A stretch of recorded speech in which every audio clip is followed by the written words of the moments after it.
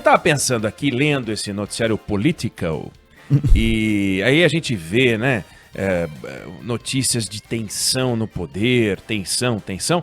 Brasília, e eu não tô falando da cidade de Brasília, tô falando Brasília como sinônimo do poder, podia estar falando de Washington, podia estar falando de qualquer lugar, vive em tensão constante. É como a corda de um violão, só tem som porque tem tensão. Ó, que bonito.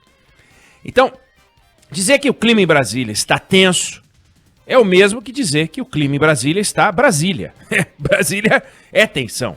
O clima em Brasília é tenso por razões diversas. Primeiro, pela lógica do sistema. Você tem governo, tem oposição. É uma tensão constante. Uma medida tomada pelo governo, a oposição tenta derrubar no voto parlamentar. Quando não consegue no voto parlamentar, por uma distorção nacional, manda tudo para o voto dos magistrados, leva para o Supremo, né? Qualquer governo enfrentou isso. Só que a tensão no poder não decorre só da lógica do nosso sistema, porque não está escrito em lugar nenhum que na democracia você tem só a tensão da convivência dos campos opostos, mas também não está dito lá em lugar nenhum que tem que ter fogo amigo, mas tem fogo amigo. Então a tensão e o choque se dão também nas brigas envolvendo este tal fogo amigo. Alguém que você achava que era seu aliado, ou deveria ser seu aliado, ou se comportava como se fosse teu aliado, conspira contra você. E você conspira, claro, não Felipe Bueno, não Carla Bigato, não eu, não nosso ouvinte. Não. Mesmo os ouvintes que estão trabalhando no governo não fazem isso, mas os outros que ouvem as outras rádios apenas, esses sim, esses conspiram. Sempre contra alguém que achava que você era um aliado dele, ou que deveria ser, ou que poderia ser, ou era esperado que fosse e tal. Esse fogo amigo virou uma coisa tão comum que é parte do show, né? E por causa dele, o jogo do poder cria alianças e desavenças móveis, temporárias, de ocasião. Isso tudo é normal. Pode ser considerado esquisito para quem está de fora, mas é normal. Tá bom, vai. Não vamos usar uma palavra normal. É usual, costumeiro. Era assim no passado, é assim agora, e só um bobinho, um iludido pode imaginar que, quando a gente montar o nosso governo, né, bem, a gente vai fazer uma coisa tão diferente. Não vai ter um governo com uma cerquinha branca, carneirinhos, né, cachorrinhos. O Bronx vai latir feito um cachorro bravo. Se a Carla Bigato chegar ao poder, não adianta achar que o Bronx vai se comportar como ele é hoje. Ele vai virar como é que chama? Um Rottweiler. Um hot dog? Não, um Rottweiler. Hot dog. E vai ter gente querendo transformar o Bronx num hot dog. Que vai dizer, esse Bronx aí fala demais com a presidenta. Vamos engavetar. Aí um dia o Bronx tá cheio de mostarda e ketchup em cima. Não, que não isso? Dá. Não, mas vivo. Porque Aí você fala, mas o Bronx, o que aconteceu? Não sei, fogo amigo. Foi aquele gato. O gato ali da esquina. É isso, é assim que funciona. Então, agora, as coisas ganham um ar diferente e ficam complicadas quando a guerra aparece não apenas entre os que se opõem, oposição ao governo, não apenas entre os aliados, mas eu me refiro à guerra entre pessoas que, quando brigam, nunca, e aí eu insisto, nunca termina bem. As desavenças entre quem manda e quem tem que obedecer. Aí complicou. Aí é diferente.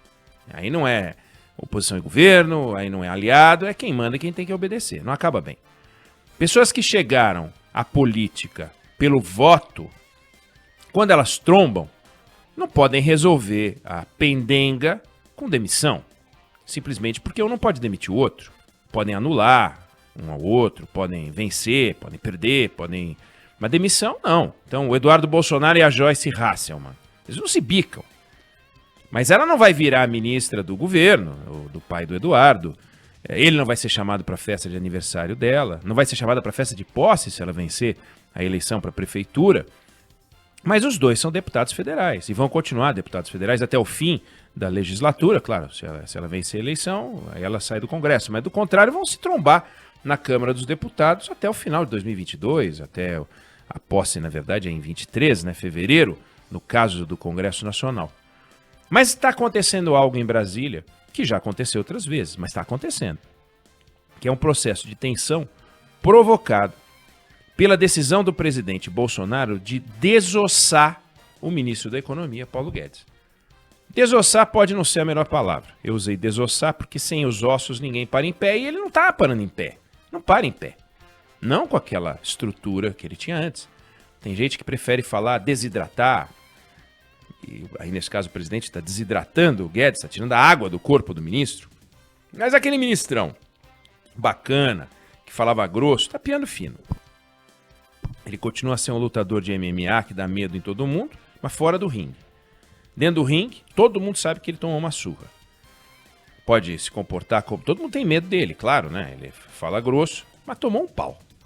Todo mundo viu o Bolsonaro cortando as asinhas dele, todo mundo viu que o cartão vermelho era pro Paulo Guedes. Não era para mim. Você pode falar o que quiser. As pessoas que são acusadas de atos de corrupção dizem que negam veementemente. Por que o ministro vai dizer, não, esse cartão vermelho era para mim? Não vai falar.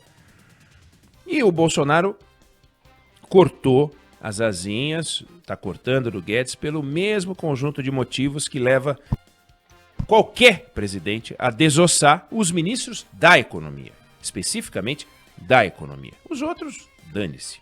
Tem ministro importante num governo. Ele troca o Ernesto Araújo. O Brasil sai ganhando. Não muda nada, né? É que a permanência do Ernesto Araújo é tão nefasta que talvez nesse caso até melhore. Mas troca o ministro da Educação, troca o ministro da Saúde, ele botou o Pazuello. Sabe? E daí? Aí tira o Pazuello, bota um outro. Não vai fazer grande diferença. Agora, o da economia, não. Esse é... Todo mundo sabe que houve um tempo em que era o ministro do Exército, né, os militares e os outros. E já há muito tempo é o ministro da Economia e o resto. A bola contra a rapa. É o Paulo Guedes contra a rapa. Não é mais. Não é mais. A rapa tá virando. Tá virando um negócio complicado. Por quê e quais são os conjuntos de motivos que levam o presidente a desossar o ministro da Economia? Primeiro, no caso do Bolsonaro, ele estava inseguro quando ele chegou. Ele não sabia nem onde ficava o banheiro do Alvorada, não sabia onde ficava o banheiro do Planalto, tinha medo do escuro, via fantasma em tudo que é canto. E aos poucos, ele vai ganhando confiança, O Guedes era um pilar dessa confiança. Na campanha, então, a estrutura da candidatura dele cabia numa Kombi. Agora ele se desloca de Boeing. Ele começa a se sentir mais seguro para selecionar. Não é à toa que ele foi derrubando vários. Derrubou o porta-voz. Eu não preciso de porta-voz, eu porto a minha própria voz. Outro motivo, então, é a segurança. Aumentou a segurança. Se aumentou a segurança, já não preciso tanto assim. Eu já estou bem. Outro motivo é a comparação. No primeiro momento, ele deu mostras de que temia as comparações com o general Hamilton Mourão, que começou a estabelecer conexões com a sociedade. E isso ficou claro, rendeu crítica do 01, do 02, do 03, do 3 ao cubo, do 2 ao quadrado, enfim. Aí, com o tempo, ele percebeu que o Mourão seria um risco, sim, e apenas se ele ficar fraco. Apenas se ele entrar na linha de tiro de um processo de impeachment. A Lana Canepa, preciso falar isso. Toda vez... E a Joana Treptow também, as duas. Então eu quero aqui fazer o meu protesto e deixar registrado.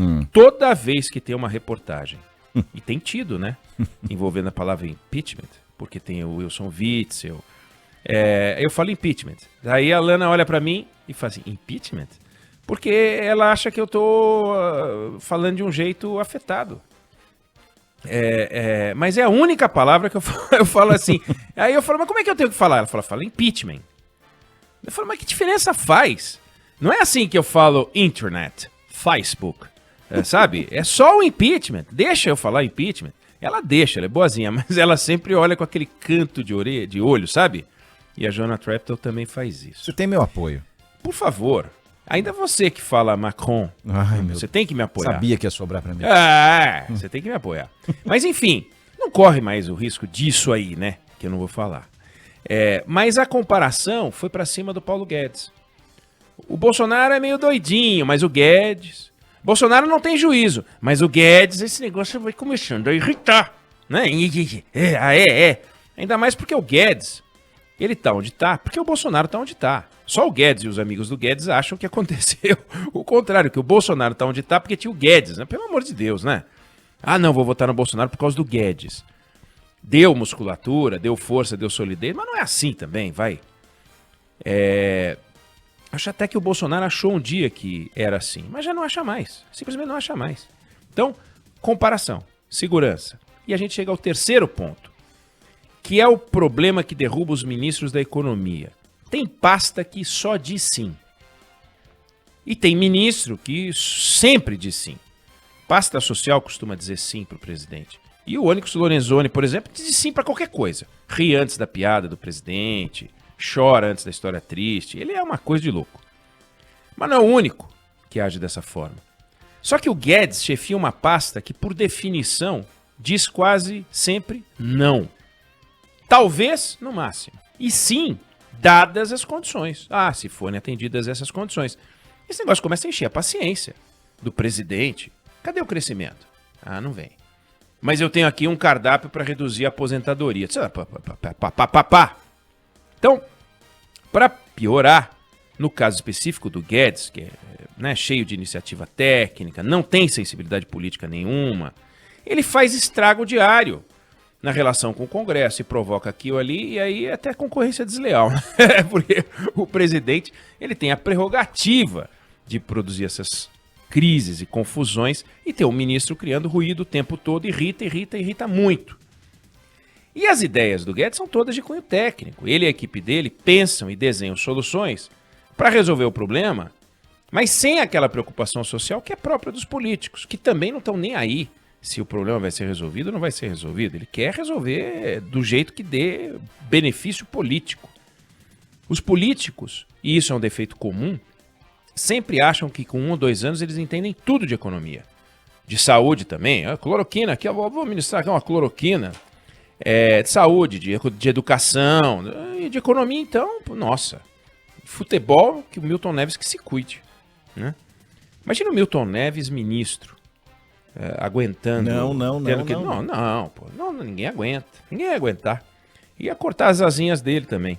Bom, aí o presidente acha que entende de economia, começa a falar qualquer coisa. Veja só, a discussão do auxílio emergencial, a sequência do auxílio emergencial, que o Ministério da Economia fez as contas e disse 270. Aí o presidente falou 300. Por que 300? Da onde ele tirou R$30? É para dar número redondo, entendeu? Então por que ele não falou 310? Porque 40 é mais do que 30. É marketagem, é marketing. Mas é assim, é normal. Acontece que o Guedes e a equipe dele tomam decisões ou discutem as decisões e como a gente vive numa democracia, essas decisões vazam. Os jornalistas vão conversar, vão tentar entender o que está acontecendo. Aí o presidente enlouquece, porque sai o debate da CPMF na imprensa, que ele conhecia. Sai o debate da criação do Renda Brasil, que ele conhecia. Sai o debate da ideia da desindexação, que ele conhecia. Só que sai publicado, parece que ele não tem parte na decisão. Parece que ele não manda nada. Que os caras estão tocando a vida. Que ele é uma decoração, um bibelô. Aí vem a reação. Inevitável, vem a reação. E essa reação sempre é a reação de estou surpreso, meu Deus, não foi assim. É prerrogativa do presidente. Só que o presidente, como ele não perdeu a fantasia de controlar o fluxo da informação, porque ninguém controla, alguns presidentes acham que tudo bem, mas a maioria tem essa fantasia, precisamos controlar o fluxo da informação, mas não consegue controlar nada. Não consegue controlar o que o Guedes faz no Ministério da Economia, mas também não consegue controlar as informações que dão conta que ele já não enxerga o seu ministro do jeito que via antes, porque ele comenta com um, ele comenta com o melhor amigo, que também tem um melhor amigo, que também tem um melhor amigo, uma hora chega e já está circulando essa notícia de desconforto, né? O Guedes já não tem os ossos, isso a gente já percebeu, mas ele está respirando. Resta saber por quanto tempo isso vai durar até o Bolsonaro querer colocar ali, como fez na saúde, um cara dele. E aí é que a roda pega. O que quer dizer um cara dele? Né? Alguém que pense como ele. É um Rogério Marinho? É um gastador? É um camarada que olha para o orçamento sem devoção? Porque Constituição e orçamento são os santos de devoção de qualquer governante. Sério. Um governante sério, que tem compromisso com o país.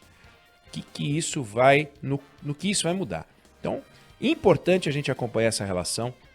Ele pode trocar todos os ministros. Todos. Troca todos. Bota ator, sabe? Ator, não contra ator. Ator, eu digo, para atuar como se fosse. Bota um camarada lá que representa. Ser ou não ser, eu sou o ministro da economia, eu sou o ministro, aliás, da economia não, da educação, da saúde.